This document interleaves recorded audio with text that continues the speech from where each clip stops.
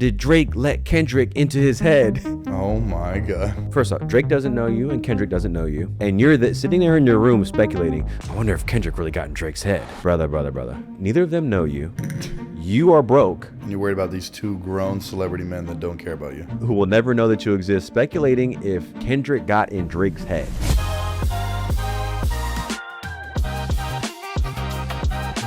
I've watched some of our podcasts back and I'm like, it sounds like I'm complaining too much, so I'm going to try to fix that. Okay. I'm going to try to be super positive. I think even my tone too can sometimes come across, just in my opinion, I was like, I seem grumpy, but I'm like, I really wasn't that upset. But that's just me analyzing myself, which is why I wanted to start off with a dose of something positive. In a world of not much of that left. Yeah, really. I could use some right now, honestly. I'd be waking up I fell off every single day just as a creator. There's always going to be something to complain about, which is why you got to always look for the positives in every situation. Kid that I've followed on Instagram, I kept seeing people use him in a meme, whatever. It's this small white boy. Okay. Who I believe his name's Kevin G. I believe he has some sort of illness or some sort of like a physical. There's something going on. Okay. But he's like super funny and has a bunch of personality. What I wanted to play right now is this song. Oh, he has music. And he be singing. Nope. And I'm gonna play just a little snippet that he put out. You know when the rapper puts out a little snippet, you're like, oh, when's that dropping? Yeah. So he posted a snippet. I said, oh, that shit hard. And I've been listening to it completely unironically at the gym, car rides, whatever. What genre is he? I don't know what you would put this. Maybe a bit pop. Just the way he opens up with this, like the first few bars of this, I was like, put up to the mic. I gotta hear the full. It struck a chord with me, and I just wanted to speak about what I thought about his music. What's it called? This is called "Without You." You left your hoodie on my chair. Still find your hair tie everywhere. My friends keep talking, bro, you're fine. But every joke falls flat each time. How old is he? I have no clue. Okay. He gotta be 11, 12. Okay, because it's cute. Like, I think in 5 years, he gonna be good. I'm not here at my age to even clown this. This is the best time to experiment and even try out. And he was in the notes. So I've been playing this song. And I'm like, I like how he came in there and then a little rock pump. Yeah, a little rock pop pump, sort of thing. Pump. I thought it was interesting how I looked at one of his stories and he was like, oh, I broke my arm again. I guess he got weak bones or some shit. And I was like, when I was hearing his music, I was like, I could hear the passion in his voice. Makes you like the song more though. Yeah, I could hear the passion in the delivery, and I felt as though it was really coming across to me. It was really resonating with me. And obviously, different artists resonate with different people for different reasons. But I was just sitting there thinking, wow, this kid is young and he's dealing with some health complications and things that that are out of his control. Yet he has this passion of singing and wanted to put it out there and put some art out there and be vulnerable. And it was affecting me where I was like, this little guy is spitting on here. Like, he really went for it. I could feel it through the thing. And I just thought, what a beautiful thing. Yeah, I'm gonna say when you have everything pretty much against you can't walk, I'm assuming. I don't think he can walk like that. And his body is already weak and fragile, but he found something that he has a passion for and has this outlet. That is probably the most cutest shit I ever heard. That's the best thing ever. So I was saying I was overwhelmed with the sense of inspiration from seeing someone who could have every opportunity to complain about stuff, but instead he was creating art and sharing it with the world, and it was resonating with obviously more than me because that joint had some views on it, and I'd really be listening to that shit. And imagine even what would you do if he could have been making music in his room if there was no social media and probably still be doing the same amount that he likes doing it. If you were 11, you got all that attention too with it. I wonder what that feels like, because you have to feel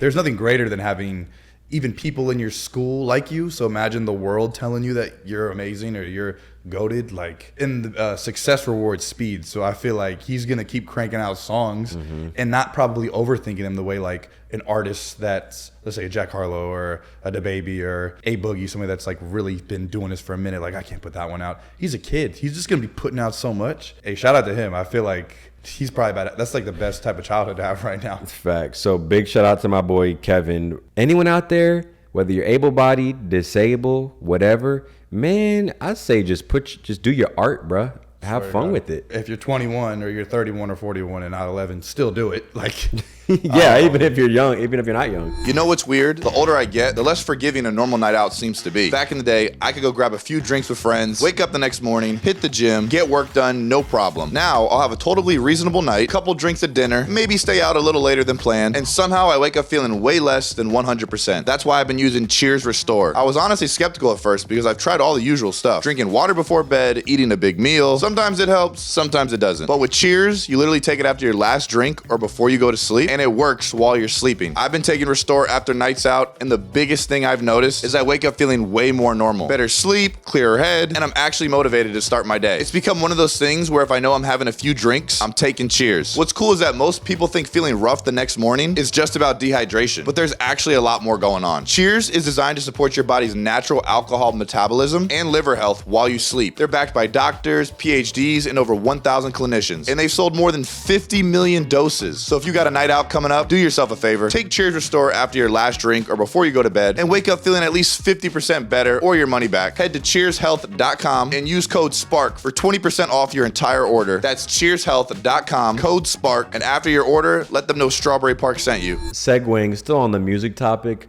a lot of people, and first off, if people aren't following Noah and I on Instagram, that's where I be asking what y'all want us to talk about, and I get all the suggestions from my Instagram. Everyone and their mom is talking about Drake just dropped the new Iceman. But like 3 albums, right? 3 albums. Somebody said this rollout needs to be studied. I didn't realize till last night he was dropping because I saw everything getting pushed. How long were you aware that he was even dropping any projects? Yeah, And was the rollout? No, I knew about the rollout for maybe, I don't know, like a month or something. Was he promoting all 3 at once? It was a surprise that he was putting out 3. It was all just Iceman album. That was the big one. That's just what everyone knew about.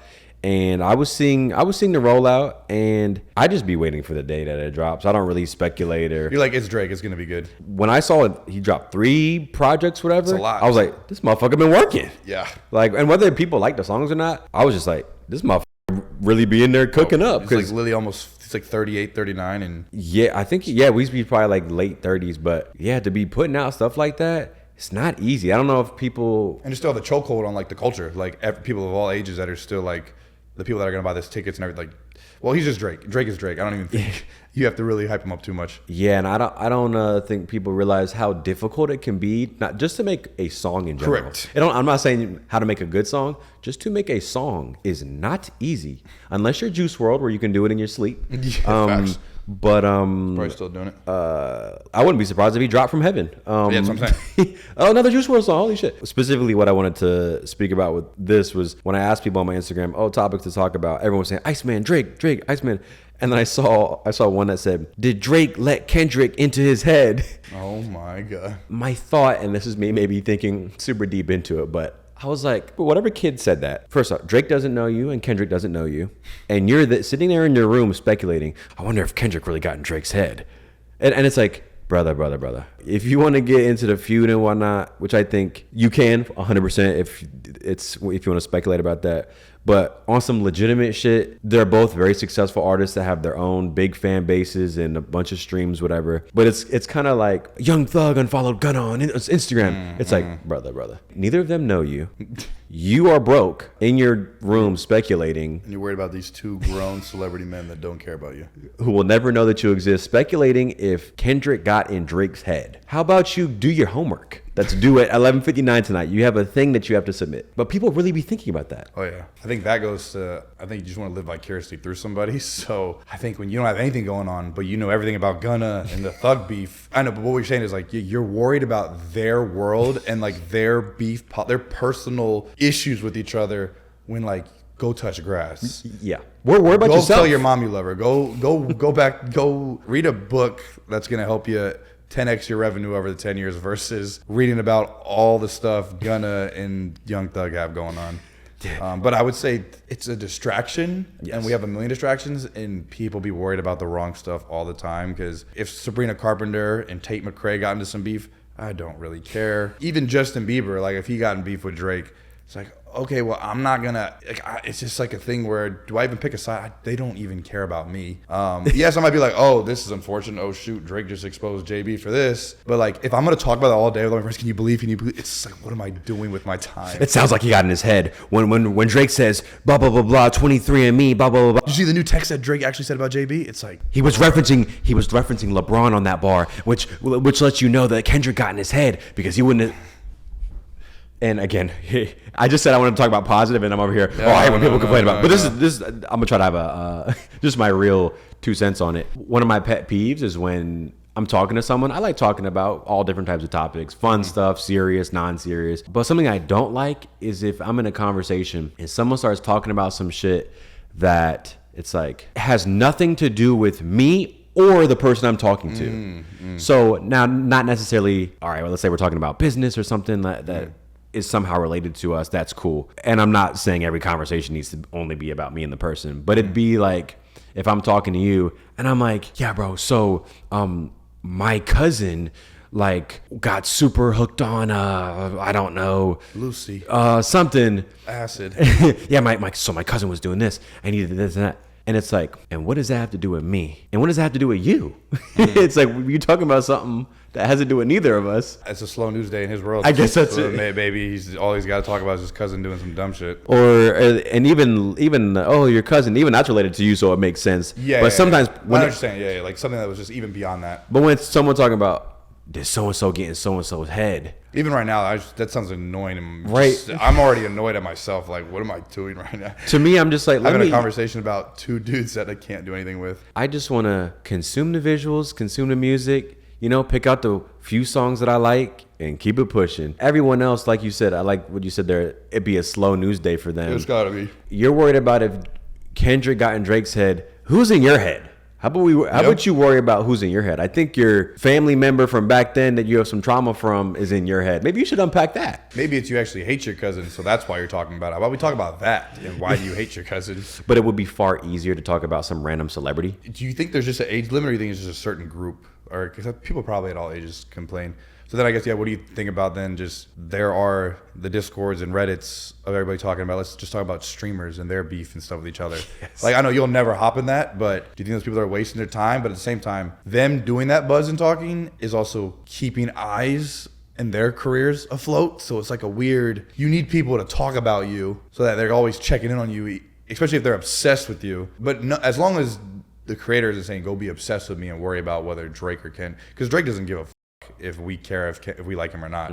So maybe that's the answer right there. If Drake doesn't even tell us like whose side we should pick, then why do we even pick a side? If Drake don't care about you, then you shouldn't care so deeply about him. It's obviously this is happening because of the parasocial relationship. I'm watching these streamers all day, so oh my god, Kai Cenat's clothing line, he just dropped this and that. Oh, it's trash. Listen, yeah, dude. Stop. Focus on your own life. Okay, you can observe and think what you want about these different content creators and stuff. And you can have I have my favorite content creators that I watch their stuff. I think this is cool. I think this is dope. But I think it's when you genuinely like vocalizing it and you start putting your own stuff on the back burner and you're just using everyone else's life as a pacifier to ignore your own life. And then 5 years goes by and you're in the same spot. You're in the same spot, but with the same 25 pounds heavier. Oof, that's a fact. And a lot more miserable. Obviously, now that when we get older and there's adults I see, there's people that just stop just growing mentally. They just have accepted their philosophies, their beliefs, and they just kind of stay there. And that's a really scary thing, the day that you just stop evolving your mind. And even me right now, I'm like trying to just read more books. I'm just like, bro, I got to because obviously we consume so much because I'm trying to keep up with trends, trying to keep up with just, we're on social media. We have the privilege to create content and people will consume. But also, like, am I challenging my own beliefs at all times or just trying to consume more things that are beneficial to me and my evolution of my iteration of myself versus if I'm worried about celebrity gossip for the next 3 weeks and that's all I'm feeding myself, that can't be doing any good to me. I can't be moving even a step in the right direction if I'm worried about what files or who actually snitched with Gunna and Young Thug. Yeah. That's so funny when he was like the random files and shit. No, real shit. People be worried about massive geopolitical issues and this and that. At what cost? Because you can't do shit about it. Well, I gotta let everyone know. Me personally, like I said, because I'm trying to lean more towards positivity. So I will just try to consume things that are on the more positive side. And but if you want to watch sad stuff all day and ruin your mood, well, you know what? You do that. What are your thoughts on just sad music? Because somebody told me recently, like, just consuming the sad songs might just kind of put you in a sad state, or it can like just make you think a little bit, like in a subconscious way. Like, I'm not gonna be just fully sad after a 3-minute song. It's because you're talking about all the positivity. I just recently made a playlist called Positive Only, and it's music. I haven't added anything yet, and I'm like Working on it. Yeah, I'm working on it. I'm like, well, yeah, what if I did stop listening to some like Black Bear or some Love, and I like literally put in only the songs that just make you feel good? I do believe there's definitely truth to that. But then it sucks because like some of the sadder songs, I nostalgically go back to the sad moment I'm attached to, or a hard time, or a girl, or a moment in my life, struggle or something. Do I need to keep popping those things up? Also, the song can still be super good. But a lot of times, for me, I'm sure other people, you kind of relate it to things that you've gone through. What are your thoughts on like, except for the gym, like, bro, I'm not gonna get rid of the trap murder music. Like, are you kidding me? Like, that's a different thing. Trying to get through a set or a run or a lit, like, that's different. But what are your thoughts on just like sad music? Do you consume a lot, or do you think even if you took all that out and just fed positive songs in your playlist, that might just keep your mood feeling a little bit different day to day? There's a specific reason that I have barely listened to any Giveon songs. Okay. Because or like I don't even listen to Rod Wave because he'd be crying like too much for me. Exactly. Or I did when I was in college. I felt like it hit more, but then I couldn't keep doing it because I'm like, this makes me, I feel weird right now. I'm not listening to Rod Wave, Giveon. Actually, I'm not a fan of Rod Wave's tone of voice, but It's not a fan. but I love Giveon. But it is too sad to me, and I'm a sensitive individual who is very like receptive to things like that, Yep. to sad songs and stuff like that. And I wouldn't say I'm on the full, all the way fringe of certain frequencies will do this to you. Hey, maybe like certain songs are made a certain way to hypnotize you and program you to do this. Potentially, maybe. But I will say constantly listening to sad or Constantly. or really emotionally taxing stuff, I don't do. It was good. Or I try to do and I'm less trying of to pull it. back because there's some where I just know all the lyrics and I like the beats, but then there is a feeling that I get where I'm like, whew. It does kind of put me like to meet the level of the artist where like I want to feel just as sad as him, or I'm a little bit more like I'm feeling more, my feelings are more sensitive or heightened because he's saying some crazy stuff right now. But to just do that at 7:00, like after I just had a long day of work, is that what I want to? Is that how I should be feeding my brain right now? Versus I haven't actually even attempted to only have like positive or just nothing bad type of music where everything just feels good. And there's a lot of funky, cool songs where, yeah, there could be cuss words, but the messages are pretty much just like good for the most part. I think it'd be worth people experimenting. Try to just listen to stuff that makes you feel good. Yeah. Or things that you know, this is my favorite artist, this is my favorite song, this is my favorite genre that makes me typically get in a good mood. Try to just listen to that and then see how you feel, as opposed to, listening to things that you might like the artist that does have the sad song, but it does have the ability to put you in a damper. Yeah. Even if it's good, it's like, wow, this art is powerful. It made me cry. That's cool. But fuck, you got to be careful with that. You do. It could consume you. And then I'm a Juice WRLD listener. I'm hurting too. Yeah, We're all in pain. You're like, that guy was crying for help in half his songs, man. Like, gotta do what, I don't have a line off the top of the dome, but either just smoking away the pain, drinking away the pain, popping more pills. I'm like, this kid actually needed a lot of help, but luckily he was able to vent that and he related to millions. But yeah, that's why even like I remember like probably 2020, 2021 when I would have like even a girl not texting back, I would go listen to songs that were already sad and I would like make it bigger than it needed to be. And I'm like, I was in my room getting upset for like 2 weeks about not getting a text back with some emotional ass songs that were probably making me feel worse about myself versus that girl didn't like me. I'm still a good person and I have a lot going for me. I should be waking up the next day like, oh well, on to the next. And I think I'm just using girls. I think that's like a relatable thing as like a young men just growing up where, you know, when you feel rejected or not wanted by somebody that you liked or had something and you lost it, I know how much that can set you back for like other things, whether you have a full-time job or you're trying to lock in. And I know the sad music for me now looking back, I'm like, maybe I consumed a little bit too much. I still obviously got everything done, but you don't have to let it consume you or give it that ability that it's there. Just maybe don't overconsume that stuff. Yeah, I completely agree with that. Yeah. So just positive all around, whether that's music, the content. That's why I got logged out of my Twitter or X. I have not seen any crazy life or death stuff that I normally see on there.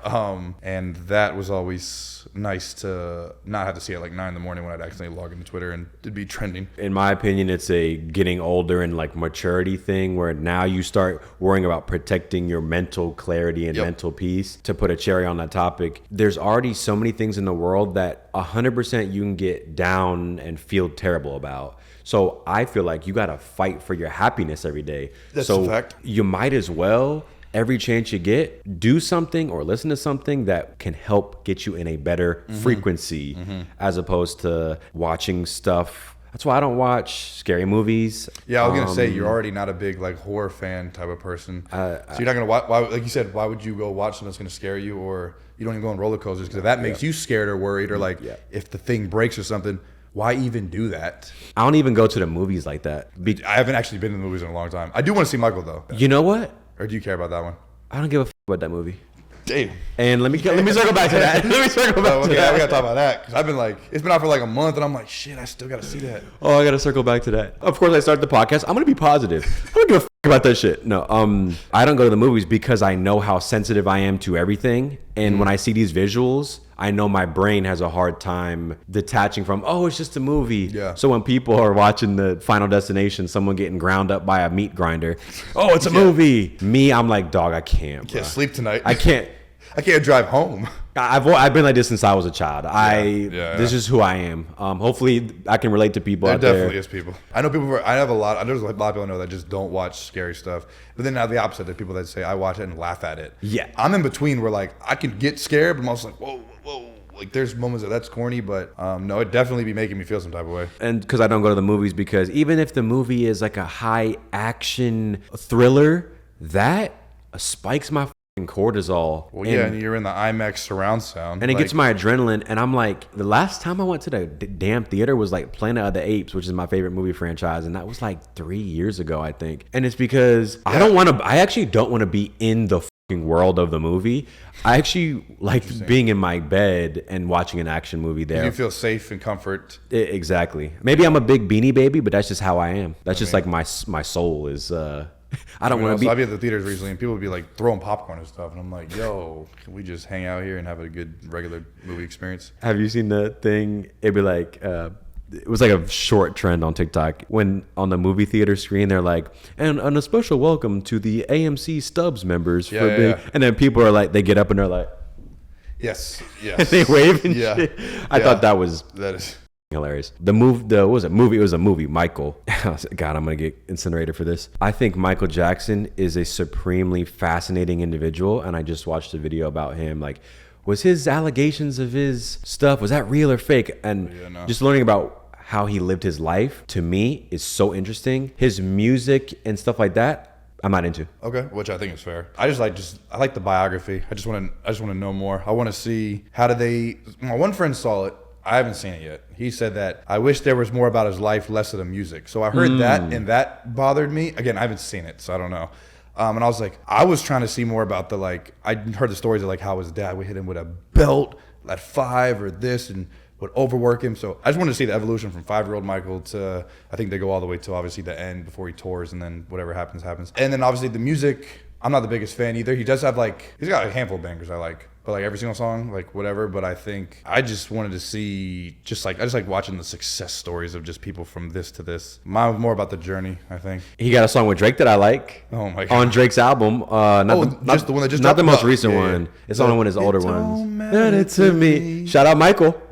He killed that. How much do you think that verse costs though? How do you get an MJ verse? Yeah, what the fuck? And I bet you there's still a couple albums in the vault. I'm sure that guy was recorded. You know he got some. Even if it's fragments, like there's verses out there. You know he got some opens. Oh shit. Some unfinished. So you obviously give credit to where credit's due. Is it the music, or like you don't really care about his life story? You just know he's a goated person, and that's kind of it. Yeah, I find the No more individual. there's no other curiosity to it. Where like I feel like I know enough of him. Well, I don't really care about anything else. Yeah, like because I don't resonate with the music, I don't care for the music, but I care about why he bought a chimpanzee. Like I want to see that. Both are valid. What if it's in the movie? I like documentaries. Okay.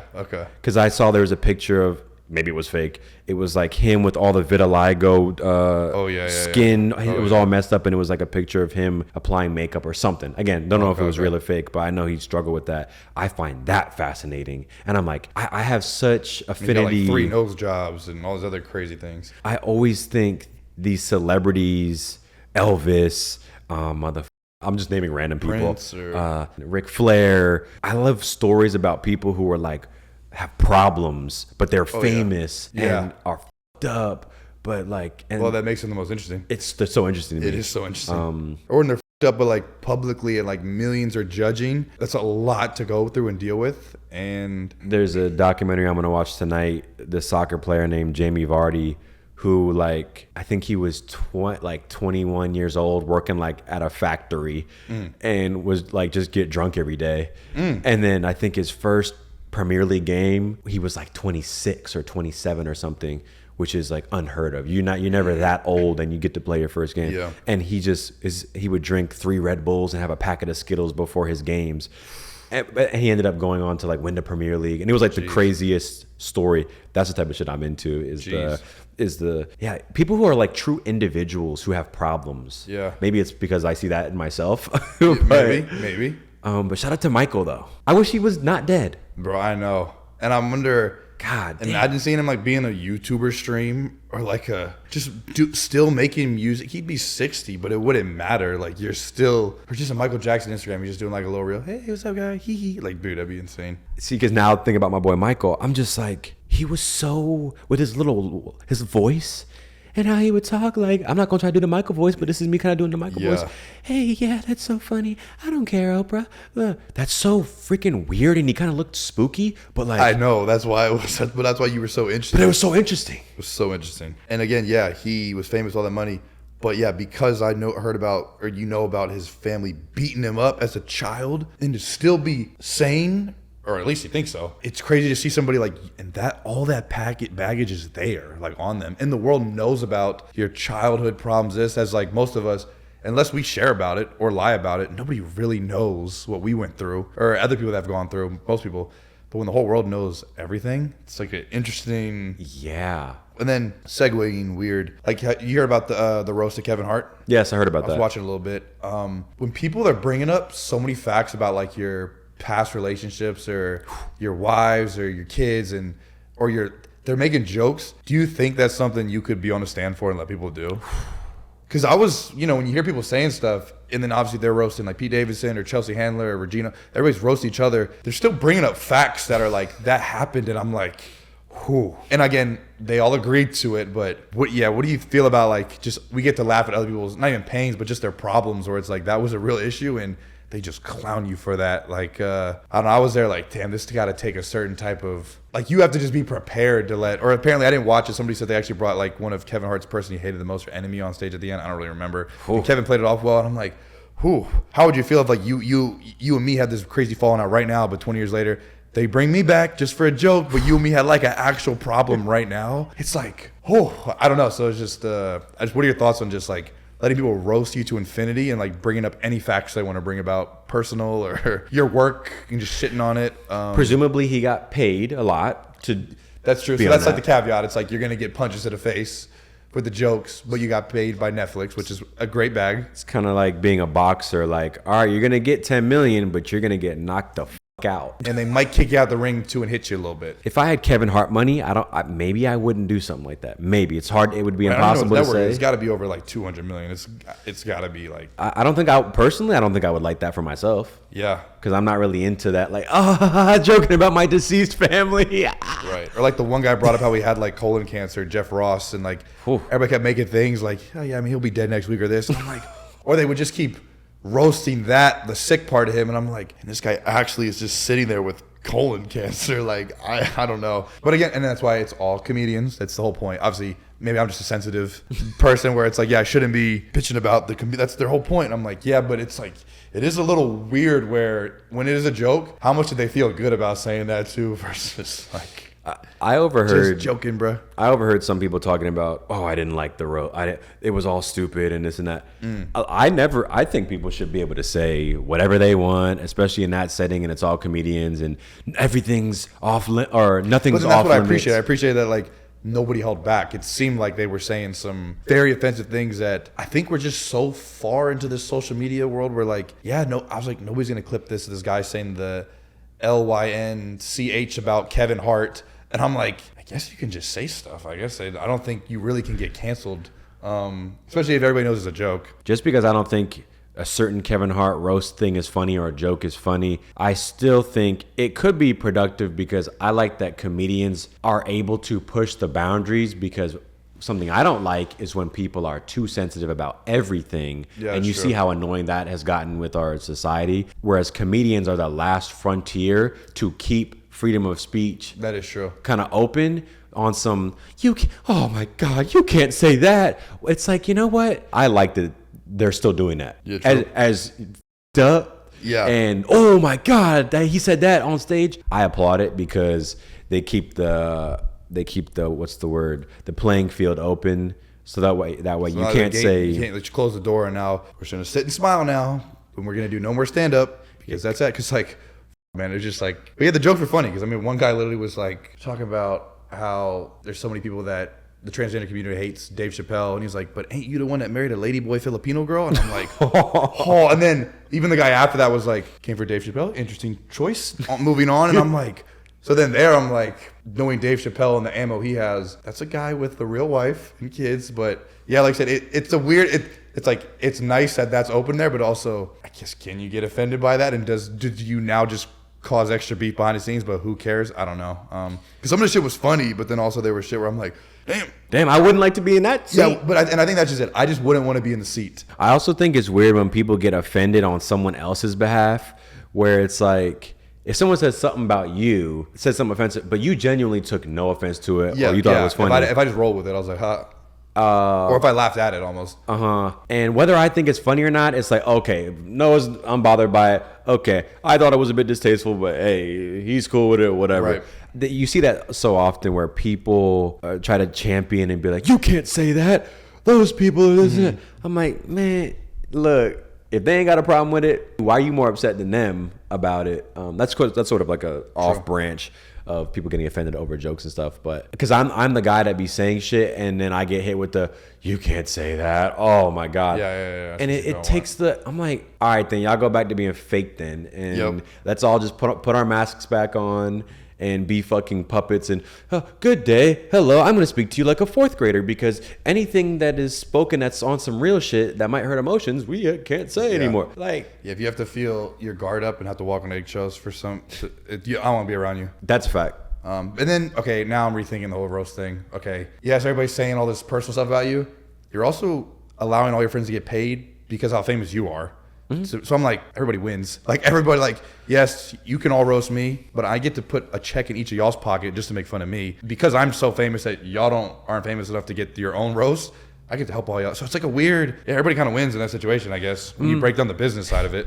And then same with your friends. Yes, you have friends that will roast the hell out of you and say some crazy stuff, but they be the realest ones that'll come pick you up at 4 a.m. if you got jumped and you're naked on the side of the curb. So it's like, yeah, they say some effed up stuff to you, but that's also the person that likes you the most or cares about you. So yeah, which is why I think there's the people that you're not closest to or new people, and you say things that can offend them. You're like, all right, then you're not my type of person that I even want in my circle. But speaking about if you were genuinely in Kevin Hart's position, or if we were some mega celebrities, that would be something I would have to think about. Yeah. And also maybe my brain would be different if I've been around jokes and riffing on people for 20, 30 years. It's different. I think, yeah, when it's just like me and my state, and I think that's what it is. I think half the time a lot of us put ourselves in other people, or like you said, somebody makes fun of me, but I don't give a but you're offended by it for me if that was you maybe. Or that was mean, but if Noah doesn't care.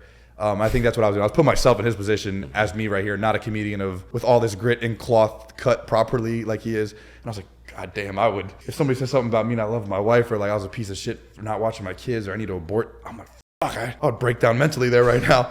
But yeah, they're built for that, so it's different. Music topic, but you saw there was Rolling Loud recently in Yes. Miami, I believe. Yeah. And you know me, not a concert goer. So I'm seeing the clips and I'm seeing people fighting each other and Oh, God. drunk white girls beating the shit out of each Wow. other. I was really only seeing like the Playboy Max's first time performing, or all the Laser Dim, all the artists that I keep up with, like, oh, they got their little shine now.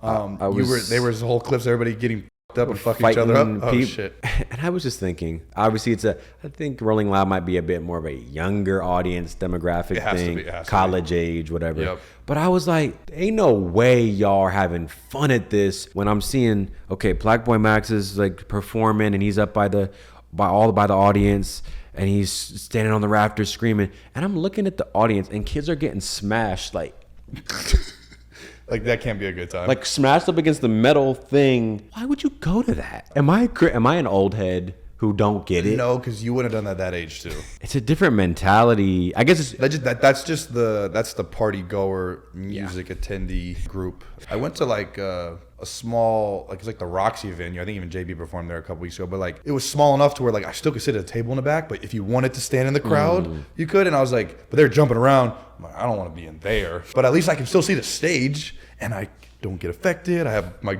water on my table. Like, didn't pay anything extra. It's just if you want to, there's like a little seating area of this. I think it's just, I'm too worried about getting trampled or getting hurt, or my phone gets lost, or somebody grabs me, and like I said, or just starts a fight for no reason. Because any of those events you go to, people are on hella drugs, drinking a lot, and there is going to be an issue every single time. So I don't think I even want to take the chance. Which is why when I went to Coachella this year, I was on edge of like, this place has 126,000 people here apparently.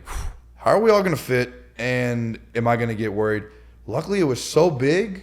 And even when I was twisted, I felt space in between where I was able to move around. I didn't witness anybody getting any arguments or fights, thank God. I also didn't put myself maybe in like lines that could be too long to avoid something, or if this bathroom was too long, I just went to the next one. Like, I wasn't like trying to be up in there, but maybe Coachella's normally safer. But like, I think Rolling Loud, where it's all the rappers and underground people, that I don't even think I could attend one of those.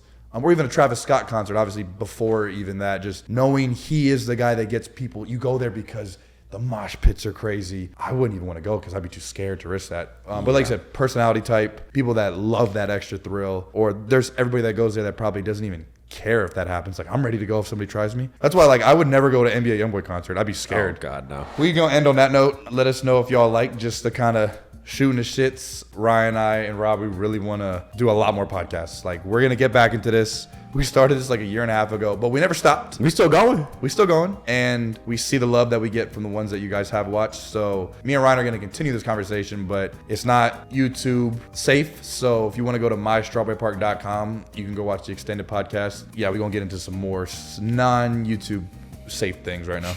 Yeah.